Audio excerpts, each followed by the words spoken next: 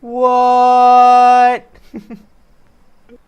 Hi, it's been a while, and well, lots of things has happened. My hair is just one of them, so whatever. We'll get back to that later if you care. I just feel like talking about something. It's not a bad thing, but I feel like if I don't share, okay, it's going to keep me very angsty, and I don't like to be angsty. I'm angsty right now, but I don't like being angsty. It's true.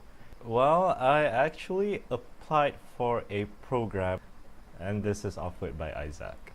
If I remember correctly, okay, it's really a program where they help you to become better leaders. Like they develop your leadership and stuff like that.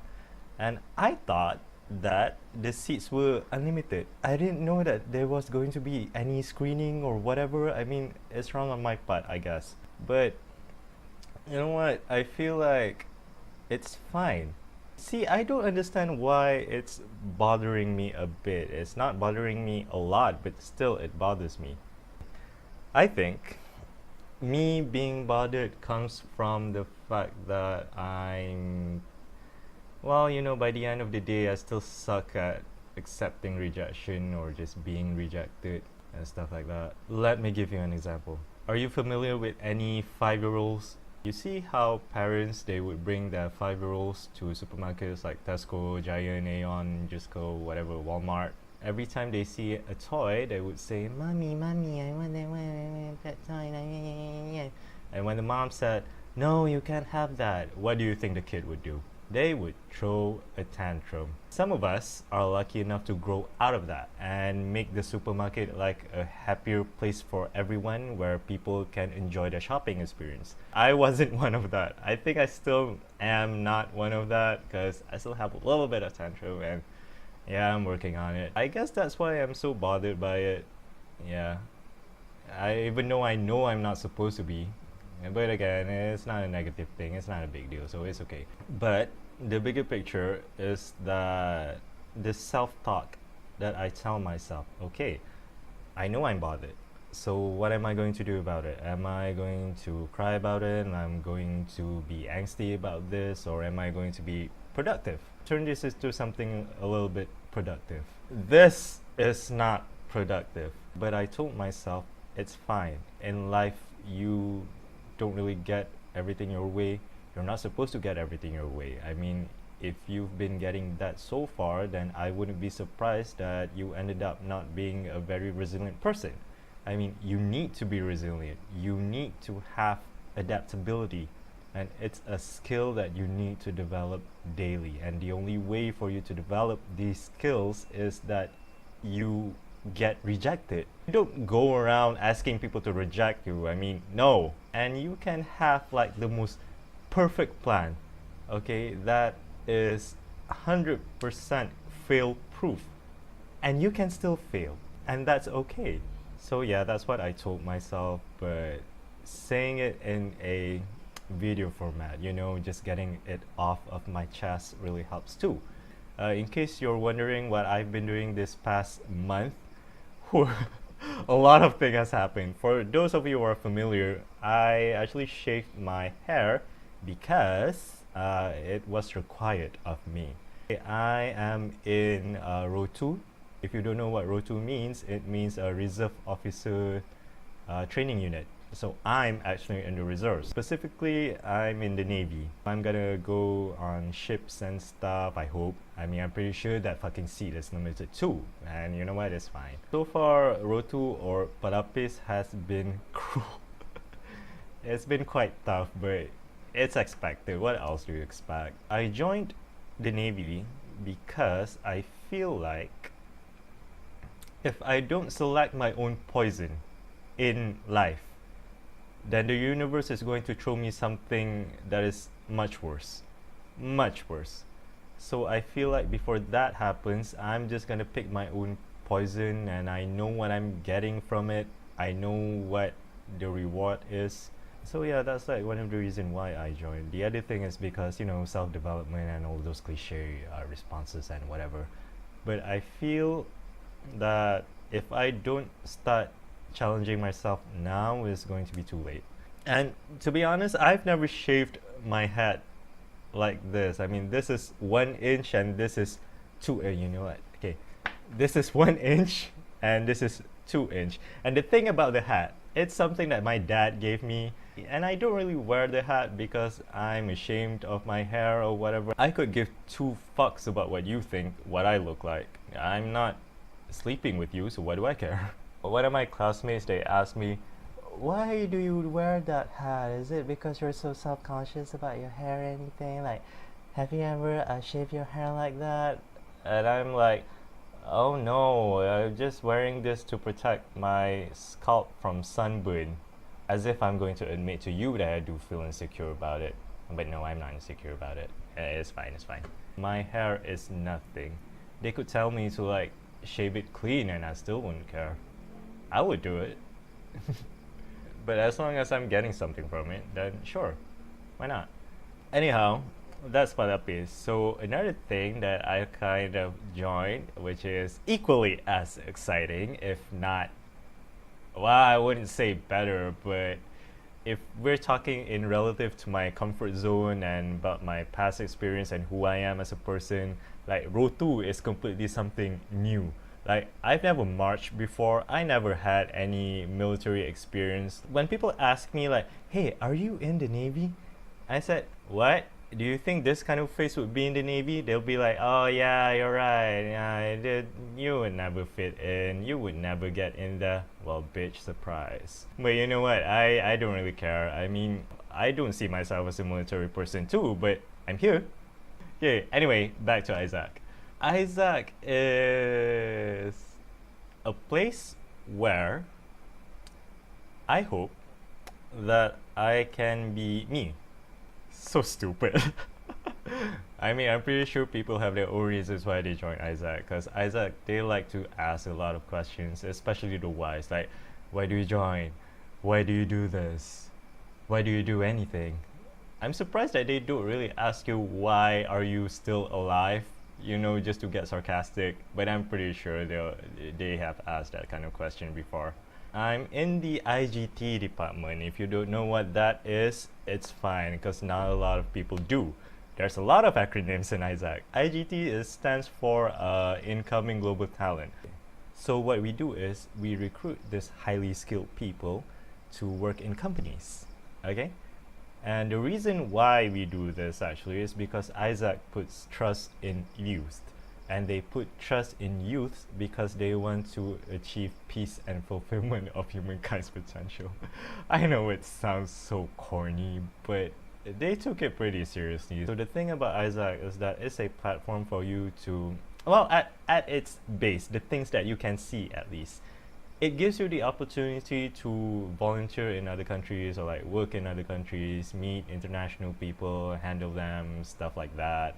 And if you're the kind of person who likes, you know, to help people see new places and learn new things, then go ahead. But honestly speaking, I didn't join Isaac because I want to go to international exchange programs. I could care less about those things, which may be weird to some people because, you know, people might say, what, you joined Isaac but you've never went to any exchange programs? Wow, you've wasted your time there. Well, not really. It's because I feel as if even though those exchange programs might not be something that I'm interested in, but Isaac has a lot more to offer than just exchange programs. And honestly, exchange programs, I'm pretty sure it's limited, you know, because everything is money. Even though it's volunteerism, it's still money. Those chances should be given to other people and it would benefit them more. I mean, compared to if it was given to me. Because I feel like if there's a chance for other people to benefit more for something that I'm getting, then I would definitely give that thing to that people. Okay, but again, there's a lot of assumption when it comes to self-development. I mean, you would never know what they're gonna grow up to. Like, I grew up into this, and I'm a disappointment. So far, I've been enjoying participation per se. They have this 6 values thing. Okay, so when I read these values, you know, as preparation before my Isaac interview, I was like, hey, these values are kind of aligned with mine, so I think I'm gonna fit in here. And turns out, like, yeah, I'm really enjoying Isaac. If I had to pick my top three values, it would be enjoying participation, obviously, activating leadership, and the last one would be acting sustainably. I pick enjoying participation mostly because I am a result oriented person. Every time I work is always about the end goal. Enjoying participation is a value that I really want to practice in Isaac because I really just want to learn how to enjoy the process. I mean, the process is important as well. I like this quote from my favorite book and whatever. It says here that, I am paraphrasing, if you see a mountain from afar, take tiny steps, okay, around the mountain just to test that it's a mountain. Once you reach the top, you cannot see the mountain. And I think that's just really profound because even if you get to the top, and then there's always another mountain for you to climb. And that reflects a lot about project management because the thing about project management, it's as if you want to enter a tunnel and everything is dark and you bump into things as you learn to learn where the walls and the obstacles are and try to find your way around so you can finally get out from the tunnel.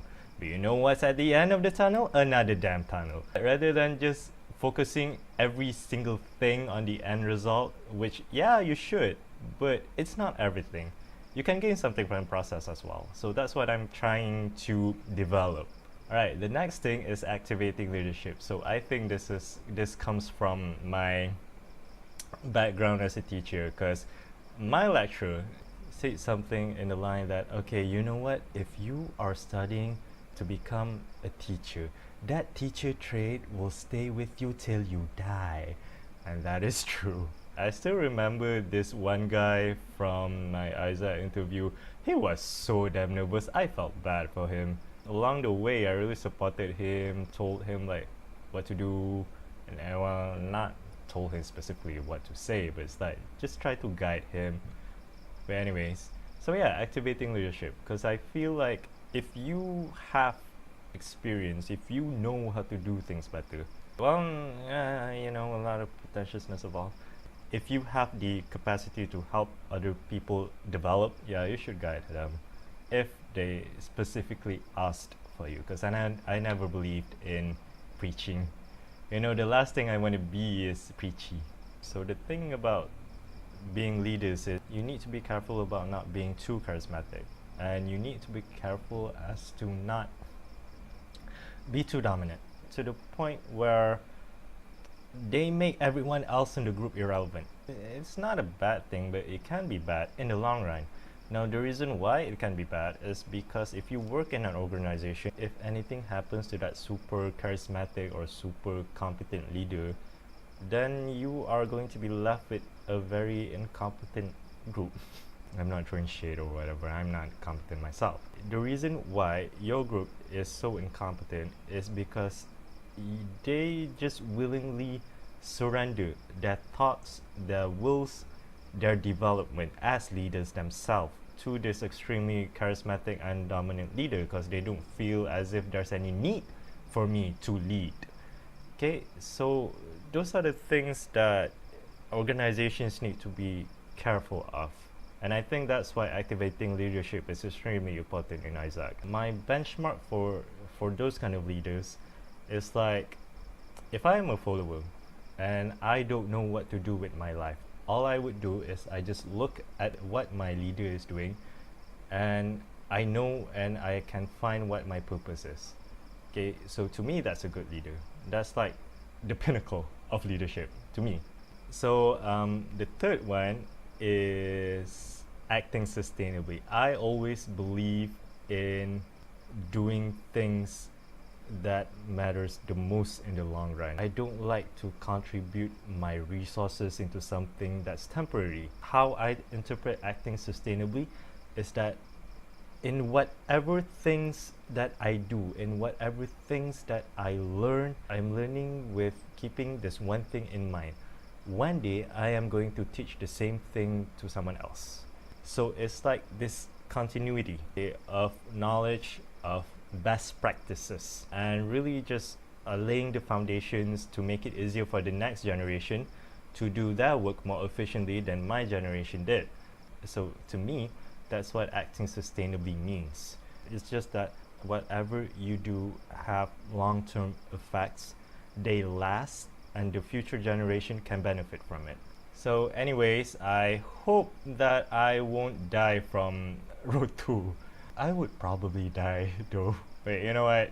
Even if I die, I'm gonna die happy. So, bye.